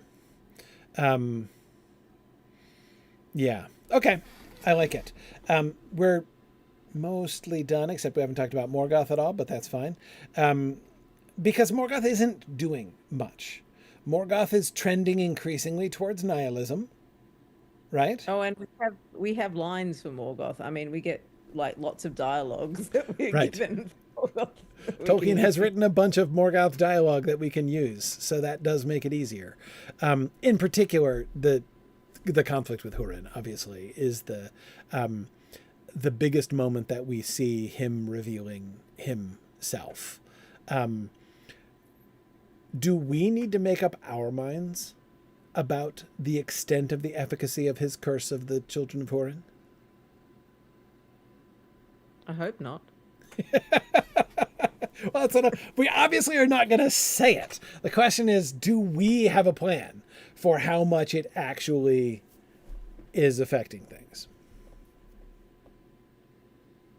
I feel like the instances in the story where Morgoth knows where Turin is, unpleasant needs to happen to Turin as a direct result of that. Yes. Doesn't necessarily mean that Morgoth is doing everything, but there needs to be that correlation of land of bow and helm. Oh, look, Monru gets sacked. Right. So, like, that's not unrelated. Because most of this season, Morgoth actually doesn't know where Turin, or isn't able to get to Turin, or doesn't know where he is. Yes. By the way, Sauron's shadow is also the perfect, like, way to surround Amon-Ruth and catch Meme as a precursor to doing the same thing with Gondolin and Maedhros, actually. And there are orcs involved, but, like, it can be the shadows who discover, like... Yeah. Anyway. I just feel like orcs make pretty crappy spies, so it's good. Sure, for sure. Yeah. And you want Sauron to have a colorful cast of characters, like to lean on. He's much more interesting. Sauron is that so much way, more fun with lieutenants. I totally agree. yeah, than as just like somebody who somebody who just has bazillions of orcs. And it's really kind of fun too. I mean, like, we had a whole team of lieutenants for Sauron from the published Silmarillion that lasted through until Sauron's own role in the published Silmarillion ended, right? Now we're in the part of the Silmarillion story in which Sauron does not appear at all in the book, and so we're inventing new lieutenants for him in that part that don't appear from the... I mean, I think it works. I like it. So yes, I agree. We lean into death and shadows, and we've got that. With Morgoth himself, we do have lines for him. And yes, I agree about the correlation. We don't have to necessarily watch someone report, right? But we could get reports of, Turin, son of Hurin, is there. We could even get that. That would be part of the report that the shadow would bring from the Gwindor thing. Like, I've got two things for you. Thing number one, I know where the gates of Nargothrond are. Thing number two, Turin, son of Hurin, just went there. And both things Glaurung would be informed of. And that helps, like, when Turin gets worried that his name's being revealed and all this sort of stuff. It's like, well, it's too late. You don't know that. But like, he doesn't know that, but it's too late. Exactly. Yes. So the places where that would be, like, the moments where the moments where Turin is revealed, right? Is first we'd have to have Turin, like, being lost when he goes to Doriath, right? And Morgoth having no idea where he is. Then he would be discovered with the dragon helm in Amon-Ruth. And then he will be discovered again entering Nargothrond.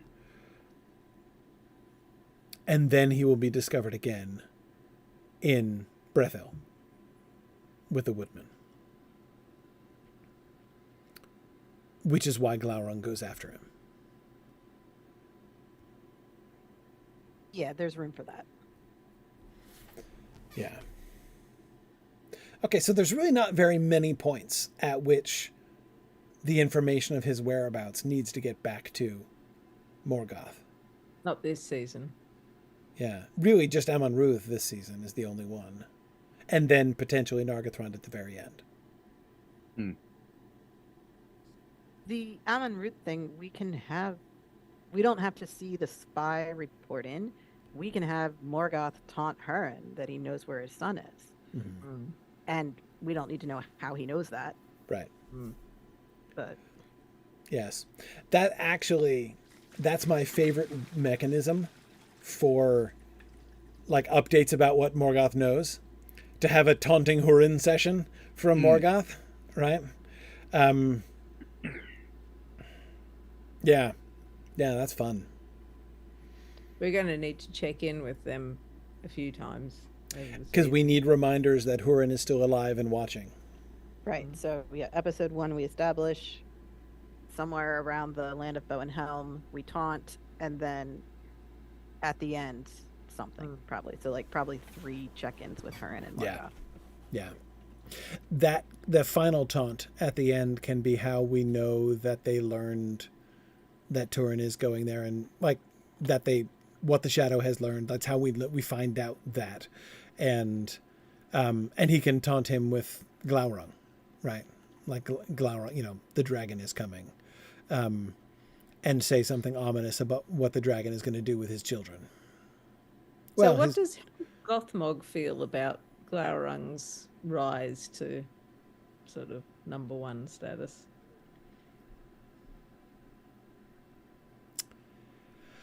Gothmog, who just killed the King I know. of the Noldor. He's on a high, right? But at the same time, is he going on a sabbatical or something? No, it's almost more like Glaurung is on a sabbatical, like in the sense that, I mean, Gothmog is there. Like Gothmog is Morgoth's right-hand guy in the sense that he's at his right hand, right? Glaurung's out in the field. And Glaurung, what's more, is into that. Like, he wants to find elf fortresses to wreck and pile up their treasure and sit on it. Gothmog doesn't care about that, right? Gothmog seems one who cares more about, like, proximity and command. And I think that Gothmog wouldn't have that much doubt that when it comes time to marshal the armies again for another major move against the elves, it's going to be him. Again, like it always has been him. I'm thinking of the forensic analysis of the Balrog you've just done in exploring Lord of the Rings. Yes. But I mean, you get a sense of what the Balrog cares about. And yes. You're right. It's not subtle. It's not, No, fear and power. Not sophisticated. Yeah, fear and power. And he's patient too. I mean, again, like he might even see Glaurung as, or like the missions that Glaurung is being sent out on as almost beneath him, Gothmog himself, right? Mm-hmm.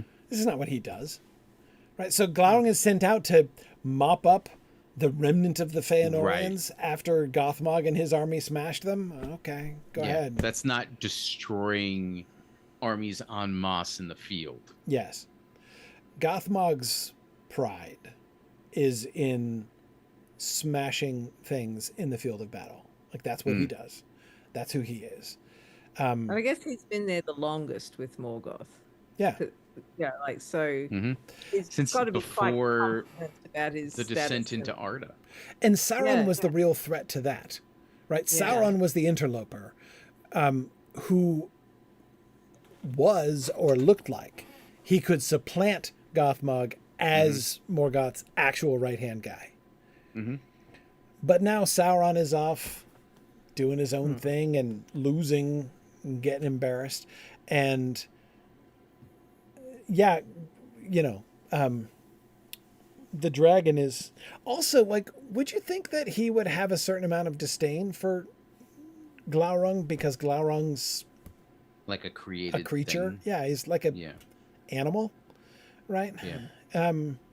Like he might not even see Glaurung as a kind of, as a peer. Yeah. He's in the same way he didn't see the orcs as having any individual value either. Right.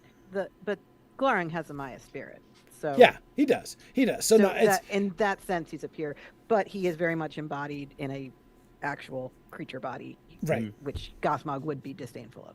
That's what I'm thinking. Gothmog might himself believe that there's some way to regain his former form. Like, he could be wrong, but he might believe that he's like a temporarily disgraced millionaire as right. I would think that there would be a sort of a sense of purity. Yes. Which is another way in which Sauron is a threat in that the rest of them aren't, right? Because Sauron is a Maiar too, just like he is, right? They're both of them fallen Maiar. And yeah, what his long game, Gothmog's long game exactly is, as far as like, is there some kind of recovery or redemption that he's looking for? I'm not really sure.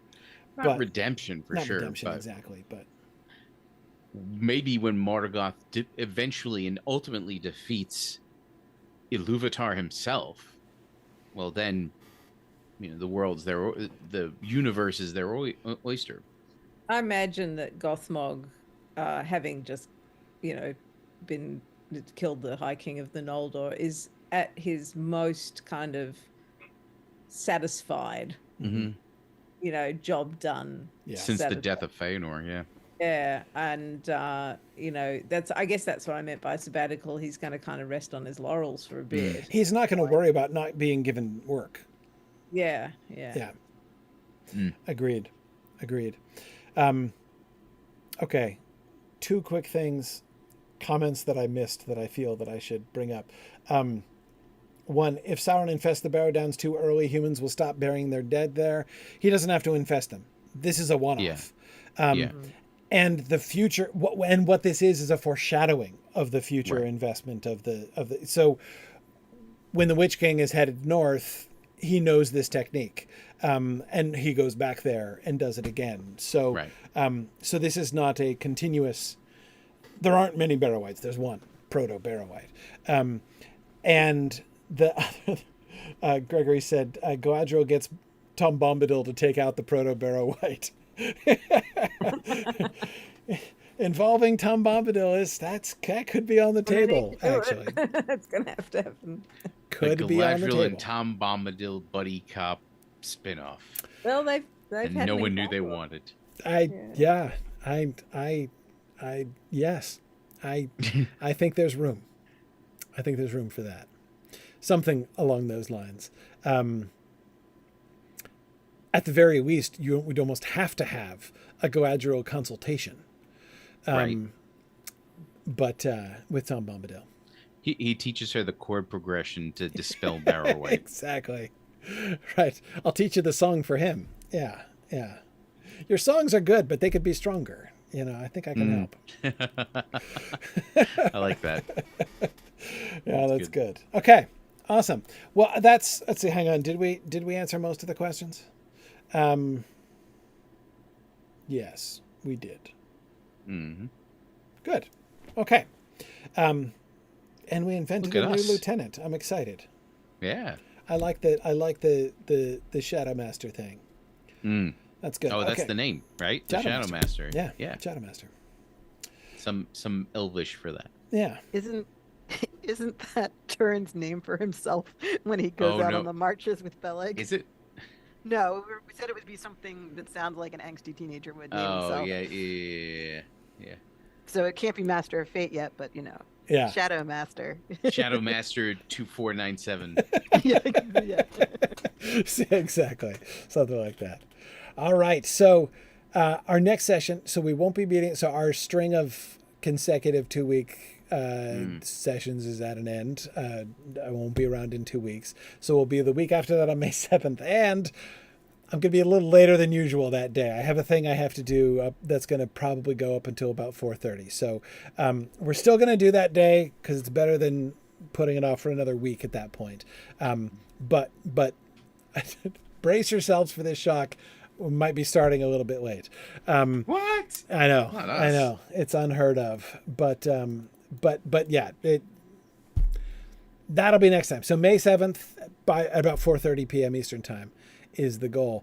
And we're going to be here. We're going to be finalizing the outline, right? Putting all this stuff together that we've done from all these different threads and confirming our outline and shape of the whole season. Frame 2? No. Gotcha. Excellent. Not frame also. Okay. So just the episodes outlined for next time.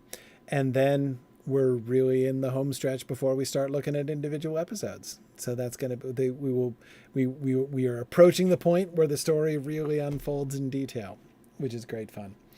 All right. Well, thanks everybody for coming. Fun to have everyone here with us today. And I will say, as always, thanks for listening and Godspeed.